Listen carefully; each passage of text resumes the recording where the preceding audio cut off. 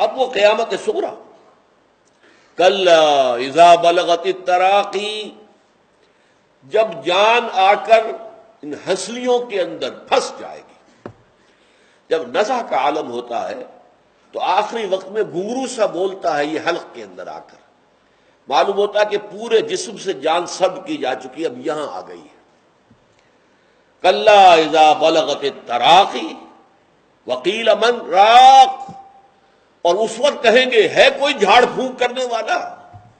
علاج تو ہم نے کرا لیے تھے، معالجوں نے جواب دے دیا تھا، ہم نے ڈاکٹری علاج کرا لیا، ہم نے حکیمی علاج کرا لیا، ہم نے ٹونے ٹوٹ کے سب کروا لیا، کوئی ہے جھاڑ پھونک کرنے والا؟ کوئی ہے جو بچائے؟ یہ جا رہا ہے ہمارا عزیز۔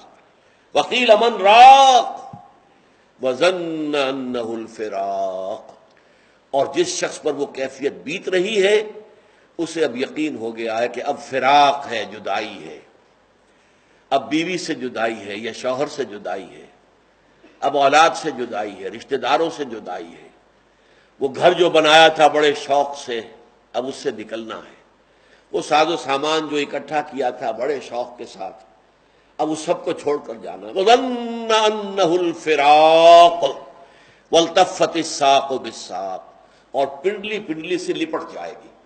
یہ نزع کے عالم کے اندر جو ہے وہ ٹانگیں جو ہے ایک دوسرے کے ساتھ لپٹتی ہیں۔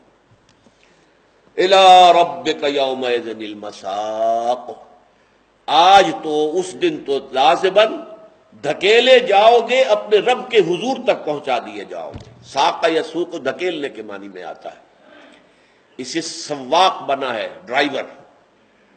وسیق الذین کفروا الی جہنم زمرا، ہانک کر لے جائے جائیں گے یہ کافر جہنم کی طرف، گروہ در گروہ۔ مساق، ہانکے جانے کی جگہ کہاں ہے؟ الی ربک یومئذ المساق، اب کوئی جائے پناہ نہیں، کوئی جائے فرار نہیں، اب تو لازماً تمہیں اپنے رب کے حضور ہی میں حاضر ہونا ہے، اور تمہیں دھکیل دھکیل کر فرشتے وہاں لے جائیں گے۔